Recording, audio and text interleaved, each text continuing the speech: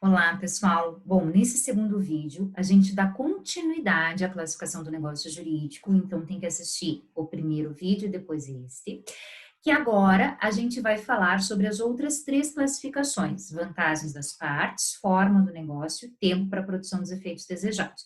Então, lembrando, no primeiro vídeo, eu trouxe para vocês essa classificação dos números das partes, unilaterais, bilaterais e plurilaterais, que é trazido por alguns autores. Bom, agora vamos para as classificações que a gente vai ver nesse vídeo. Primeira classificação, vantagem das partes. Bom, os negócios jurídicos que nós vamos estudar são negócios jurídicos patrimoniais, ou seja, que têm relações de patrimônio, têm negócios patrimoniais. Acontece que, muitas vezes, a gente vai ter negócios jurídicos em que uma parte tem uma vantagem patrimonial e a outra parte, ela não tem, ela simplesmente concede a vantagem patrimonial, ela não recebe o que a gente chama de contraprestação. Então, a gente tem alguns negócios jurídicos em que apenas uma parte tem o que a gente chama de prestação patrimonial, como obrigação patrimonial. Uma parte concede o patrimônio a outra pessoa. Quando a gente estiver de frente a esse tipo de negócio jurídico, a gente chama eles de gratuitos. Por que gratuito? Gratuito porque uma parte concede a vantagem patrimonial para outra, mas esta que recebe essa vantagem patrimonial não tem uma contraprestação. Ou seja, eu tenho prestação, mas eu não tenho contraprestação. Que exemplo que a gente poderia ter? Doação. Na doação, qual que é a grande característica da doação? O doador, ele concede um patrimônio para o donatário. Então, ele vai doar, ele entrega para o donatário um bem. Então, por exemplo, quando o pai diz o seguinte, né? Ah, filho, eu vou te dar um carro se você passar no vestibular. Isso é uma doação, né? Essa doação aqui é um patrimônio que sai, né? Uma parte patrimonial que sai do patrimônio do pai que vai para o patrimônio do filho. Então, o filho recebe o carro, mas ele não tem contraprestação. Ele não tem que efetuar o pagamento. É diferente, por exemplo, de uma compra e venda. Como que funciona uma compra e venda? Uma compra e venda, há prestação e contraprestação. Se o pai vende para o filho, né? Se essa venda é do pai para o filho, o pai perde patrimonialmente esse carro, mas recebe o valor correspondente, o valor que eles pactuaram como correspondente a este carro. Se tem prestação e contraprestação, ou seja, tem ida e volta, patrimonialmente falando, sai do patrimônio de um, mas também sai do patrimônio do outro, e aí vão se ter umas equivalências patrimoniais, a gente chama esse negócio jurídico de oneroso. O negócio jurídico oneroso é esse, que tem vantagens e concessões patrimoniais para ambas as partes, tem prestação e tem contraprestação. Então, uma compra e venda tem isso, você recebe o bem, você recebe o produto e você paga por ele. Então, você tem uma vantagem patrimonial, porque você ganha o produto. Você recebe o produto, mas você tem uma desvantagem patrimonial, uma concessão patrimonial, porque você paga por esse produto. Então, essa é a característica de ser um negócio jurídico oneroso. Onerosos e gratuitos vão ter diferenças, né, aqui consequenciais, quando vocês estudarem cada um dos contratos. Então, quando vocês estudarem, por exemplo, a compra e venda, a doação, vão ter algumas características de garantias, principalmente, que são diferentes. Porque o gratuito é uma concessão, é uma vantagem patrimonial que está sendo concedida, mas a outra parte que recebe isso, ela não está pagando nada, né? Então, ela está recebendo, ela está tendo uma vantagem patrimonial, mas ela não paga por isso. Ela simplesmente aumenta o seu patrimônio. Então, eu tenho lá uma casa, um apartamento, daí eu recebo um carro, eu tive um aumento patrimonial, mas se eu não pago por isso, eu não tive uma correspondência. Então, é gratuito, é um negócio jurídico gratuito. O oneroso, eu tenho essa prestação e contraprestação. Lembrem-se, não é porque a gente fala que é gratuito sem ter característica patrimonial. Alguém está pagando por isso. Quase como aquela frase do Milton Friedman, né? Que não existe almoço grátis. A gratuidade alguém está pagando. Então, por exemplo, amostra grátis. Quando você recebe um remédio de amostra grátis, ele é gratuito porque você recebeu e você não pagou. Mas a farmácia aqui, ou melhor, né, a empresa farmacêutica que produziu, ela gastou para produzir esse medicamento. A empresa farmacêutica, ela tem patente sobre esse medicamento, ela tem gastos sobre esse medicamento. Você não paga, mas não significa que não tenha conotação patrimonial patrimonial. Então, a amostra grátis tem conotação patrimonial, mas é um negócio jurídico gratuito porque você não paga pelo preço. Pode ser vendido? Não pode. Se você recebe a amostra grátis, ou já viu, tem lá, não pode ser comercializado. Por quê? Porque ela é para ser concedida como uma vantagem patrimonial para outra parte. Os remédios comuns, depois que estão no mercado, eles vão ser vendidos, vão ser comercializados, aí é oneroso. Aí você recebe o remédio, mas paga por ele. Você tem uma vantagem patrimonial porque aquele remédio custou para a empresa farmacêutica fazê-lo, né, que produzir esse medicamento, e você paga por ele, porque você tem que dar a contraprestação. Então, essa é a ideia do negócio jurídico gratuito e oneroso, né? Essa contraprestação, ela existe em prestação de serviços, né? O médico, ele presta um serviço de forma onerosa, ele vai fazer uma cirurgia, ele cobra por essa cirurgia, o advogado da mesma forma. Claro que esses valores vão depender muito de quem é o profissional que você está contratando, mas você tem aí essa possibilidade de ter a onerosidade, tem prestação e tem contraprestação correspondente. Os negócios que são onerosos, ou seja, que têm prestação e contraprestação, eles têm uma classificação própria. Por quê? Porque às vezes a prestação e a contraprestação são proporcionais e conhecidas. Por exemplo, numa compra e venda. Numa compra e venda, eu vou comprar uma calça e o vendedor já me diz quanto que custa essa calça. Na compra e venda de um remédio, eu já sei quanto que custa. De um refrigerante, eu sei quanto que custa. Então, eu sei qual é a minha contraprestação, quanto que eu vou gastar e o que eu vou ganhar com isso, né? Então, eu recebo o refrigerante e eu pago por esse refrigerante o valor pré-fixado. Quando eu tenho essa característica de ter prestações e contraprestações correspondentes, conhecidas, proporcionais, a gente chama de um negócio comutativo. Por que comutativo? Primeiro, porque ele é oneroso, ele tem prestação e contraprestação. Segundo, porque a prestação e a contraprestação são proporcionais e conhecidas. É aquilo que a gente entende que vale uma calça, é aquilo que a gente entende que vale um refrigerante, é aquilo que a gente entende que vale um produto, vale o arroz, né? As pessoas estão discutindo aí. O comutativo, portanto, eu sei e tenho uma noção de qual é a prestação, qual é a contraprestação. Mas a gente tem alguns negócios jurídicos que são chamados de aleatórios. Alea. Alea, gente, significa incerteza. Quando a gente fala em alea, né, esse prefixo da palavra aleatório é incerteza. Há negócios jurídicos que são onerosos, ou seja, eu pago e eu recebo algo em troca. Mas que este receber em troca, eu não sei exatamente o que é. Ele depende de um evento aleatório. Então, ele pode ser uma coisa pequena ou ele pode ser grande. Aleatório. Querem ver? Plano de saúde. Você paga mensalmente o plano de saúde. Você pode usar muito e você espera usar pouco. Se você não usar nada, você pode pedir ao plano de saúde para devolver esse dinheiro? Não. Por quê? Porque é uma contratação aleatória. Você paga por mês um valor para usar muito ou para não usar. Portanto, é um negócio jurídico oneroso, que você tem uma prestação obrigacional, patrimonial, mês a mês, mas que a contraprestação desta empresa, deste plano de saúde, pode existir ou não. Pode ser de R$ 200 uma consulta ou pode ser de R$ 200.000 uma internação numa UTI, por exemplo, desde que pactuado isso, claro, né? Então, o plano de saúde é um exemplo de aleatório. O seguro é um exemplo de aleatório. Como é que funciona o seguro, por exemplo, de um carro? Você contrata o seguro de um carro, você paga isso durante o ano, né? Você tem um valor anual, o seguro de carro ele é anual, renovado anualmente. Se você não tiver nenhum sinistro, ou seja, não bateu o carro, não tiver nenhum furto, nenhum roubo, no final do ano você pode pedir o dinheiro de volta? Não. Mas a outra parte não teve contraprestação e oneroso é prestação e contraprestação? É, oneroso é prestação e contraprestação. Só que há negócios jurídicos que a contraprestação, ela pode não existir. Ou ela pode ser ínfima. Então, é uma contraprestação que é variável, que depende de um evento aleatório, um evento incerto, que é, na verdade, este evento incerto que eu pactuei. Plano de saúde, eu pactuo exatamente a incerteza de eventualmente ficar doente. O seguro, eu pactuo exatamente a incerteza de um sinistro acontecer. Por isso que ele é oneroso, eu tenho a minha prestação, a seguradora e o plano de saúde têm a contraprestação dela, mas essa contraprestação contraprestação da seguradora do plano de saúde, ela não é proporcional, ela não é conhecida, ela não é certa, ela é aleatória.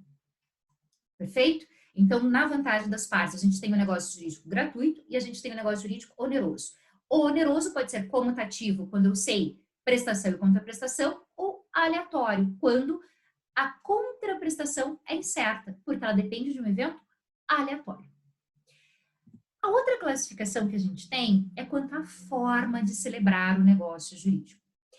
Veja, é importante ter em mente que há negócios jurídicos que são celebrados de forma verbal ou até tácita. Lembra que eu falei para vocês? A manifestação de vontade pode acontecer tácita. Quando eu entro no estacionamento de um shopping, eu tenho lá o sem parar no meu carro, eu entro, eu não pego papel, eu não pego nada, e depois isso vai ser debitado na minha conta. Se eu entro, não quero usar o sem parar ou não tenho sem parar, eu vou retirar o ticket, eu pego esse ticket depois ao final e pago. Eu não falei nada para a pessoa de estacionamento, é uma máquina que está ali, mas há uma negociação. Então, na verdade, a maioria dos negócios jurídicos são celebrados sem uma forma prévia.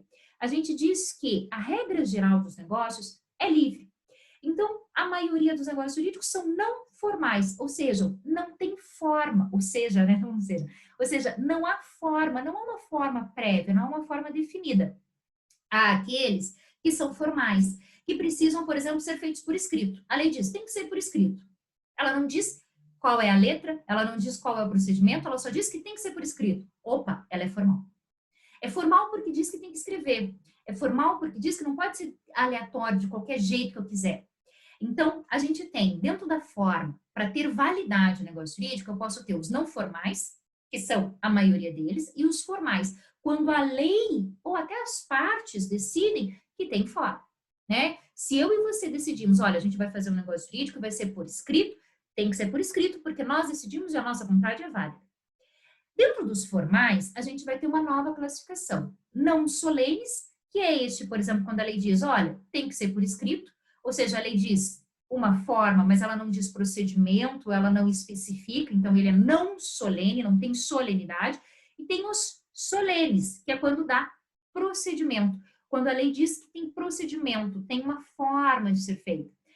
Comumente, a gente exemplifica como solenes aqueles negócios jurídicos que têm que ser feito por escritura pública, ou seja, eu tenho que ir até um cartório e fazer a escritura pública, gente, é quando você vai até um cartório, você declara na escritura pública, você faz uma compra e venda por escritura pública, você faz uma declaração por escritura pública, você faz uma doação, você tem que fazer uma escritura pública. Por que é pública? Porque ela vai ficar no cartório e assim qualquer pessoa que tiver interesse poderá acessar aquela escritura, tá? Solene, o negócio jurídico que a gente entende como mais solene de todos é o casamento, porque o casamento, a gente viu, por exemplo, que ele tem todo um procedimento, ele tem uma característica que tem que ser feita, por exemplo, sobre um juiz, uma autoridade, né, na frente de uma autoridade, senão ele sequer existe. E a forma dele tem habilitação, tem publicação, ele é extremamente solene. Então, os negócios jurídicos são não formais, regra geral, forma livre, ou formais, quando a lei diz, ou as partes decidem a forma. Dentro dos formais, eu tenho os não solenes, porque eu tenho uma forma definida, mas eu não tenho um procedimento específico. E eu tenho solenes, quando eu tenho um procedimento, como o fato de uma escritura pública, que eu tenho que ir até o cartório, celebrar por escritura pública, ou o casamento, tá? Eu trouxe aqui para vocês 3 artigos do Código Civil que tratam sobre forma. Vocês devem ter percebido que a gente já está trazendo alguns dos dispositivos legais para vocês terem mais contato com esses dispositivos, né?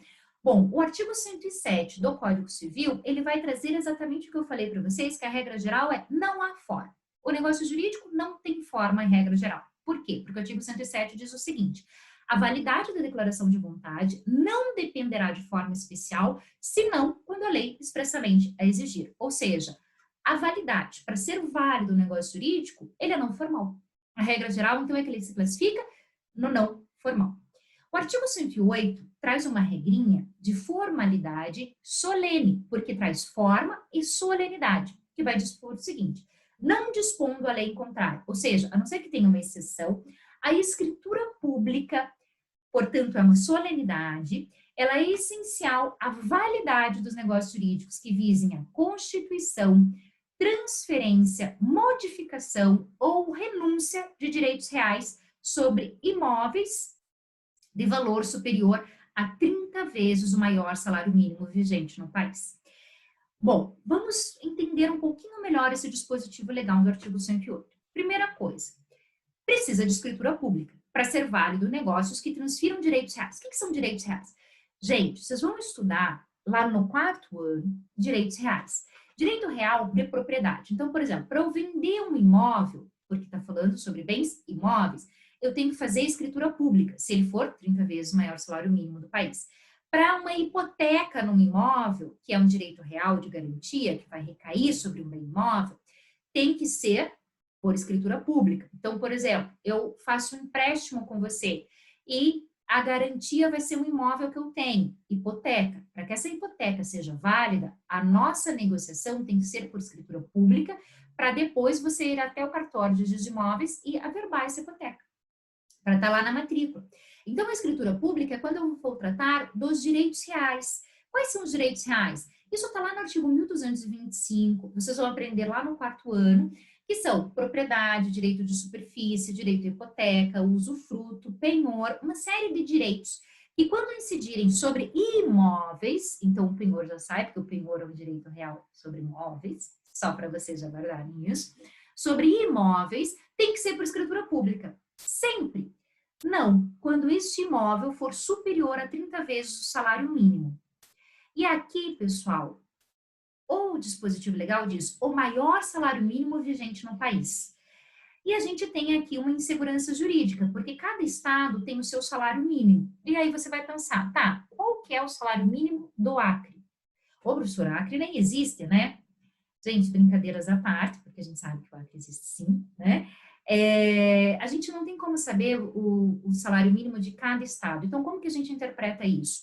Como o salário mínimo federal. Então, aquele salário mínimo que é fixado no início de cada ano, que na verdade já foi votado, né? Esse ano a gente já sabe qual será o salário mínimo de 2021, que é atualizado para a compra de produtos mínimos de uma pessoa, a gente vai multiplicar isso por 30. E aí, o seu imóvel é mais de 30 salários mínimos? É. Então, você vai ter que negociar por escritura pública.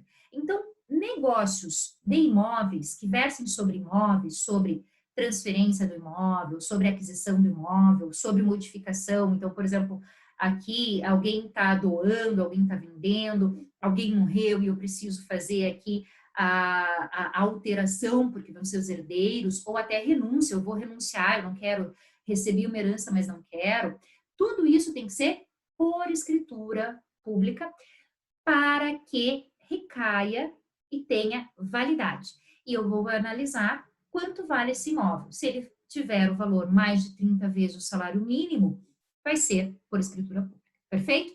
Então, o artigo 108, diferente do 107, que traz forma livre, o 108 traz forma. E mais, ele traz solenidade. Solenidade decorrente da lei. O artigo 109 do Código Civil, ele traz uma solenidade que é pactuada.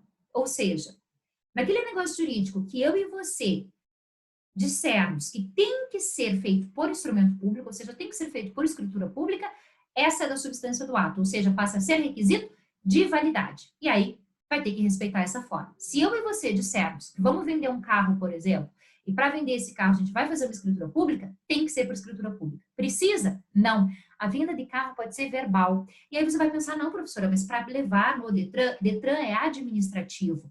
Venda civil, ou seja, a transferência de propriedade entre partes, é verbal. Eu não preciso de forma para venda de carro. O que eu preciso é de um documento único de transferência de veículo, que a gente chama de DUT, para levar no Detran, para o Detran ter o registro de transferência de propriedade. Mas a partir do momento que eu te entrego o meu carro e você paga o valor, tradição, de acordo com o que nós negociamos, é válido. Gera efeitos. Imóvel, não. Imóvel, gente, é cheio de formalidades.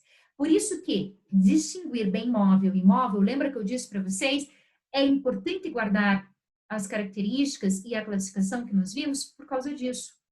Aqui só disse sobre imóveis, ou seja, sobre bens móveis. E aí está dizendo todos os bens imóveis, tanto aqueles que são imóveis por natureza, quanto aqueles que o direito diz. Como os direitos que recaem sobre bens imóveis são também considerados como imóveis. Por isso que quando eu falei a hipoteca, tem que ser por escritura pública, porque a hipoteca é um direito real que recai sobre um bem imóvel. E pela lei, portanto, ela é considerada bem imóvel. E aí aqui, a hora que disse sobre imóveis, está abrangendo tudo que vai ser imóvel. Entenderam? Bem, a última classificação é o tempo para a produção dos efeitos. E aí aqui a gente tem uma classificação bem simples, que é intervivos e causa-mortes. Intervivos é quando gera efeitos entre vivos, gera efeitos automaticamente entre as partes, como uma compra e venda, você foi lá e comprou uma coxinha, a coxinha já é sua, você já pagou a coxinha, você foi ao supermercado fazer uma compra, é intervivos, é uma negociação, é um negócio jurídico oneroso, você está pagando e você leva os produtos, não preciso de formalidades, não preciso de uma escritura pública, não preciso escrever esse contrato. A nota fiscal que você leva é o recibo de quitação, com a descrição do que você levou, não é contrato, não preciso sentar e escrever, tá? Os negócios jurídicos causa-mortes são aqueles que só geram efeitos depois da morte. E o nosso exemplo aqui é o testamento. Testamento é negócio jurídico, gente. O que é o testamento? O testamento é quando uma pessoa quer que depois da sua morte a sua vontade seja válida. Negócio jurídico, validade da vontade. No testamento, a ideia é que a minha vontade tenha validade depois que eu morri. Causa-mortes. Porque o testamento só gera efeitos depois que eu morri. Por exemplo, se eu deixei um imóvel, deixei uma fazenda para fulano de tal no meu testamento. Enquanto eu não morrer, essa pessoa não tem a minha fazenda. E se ela me matar, também não vai ter, tá, gente? Porque daí ela não vai receber a herança. Mas assim, a ideia é, quando eu estou falando do testamento, o testamento só gera efeitos depois da morte. Essa é a característica do testamento. Ou seja, o testamento é um negócio jurídico unilateral. Só uma parte manifesta a sua vontade, que é o testador. Ele é um negócio jurídico gratuito. Por quê? Porque eu estou deixando o meu bem sem contraprestação. A pessoa que vai receber esse bem pelo testamento, ela não precisa ser herdeira. O testamento é exatamente isso. Eu estou deixando para alguém que não seja meu herdeiro.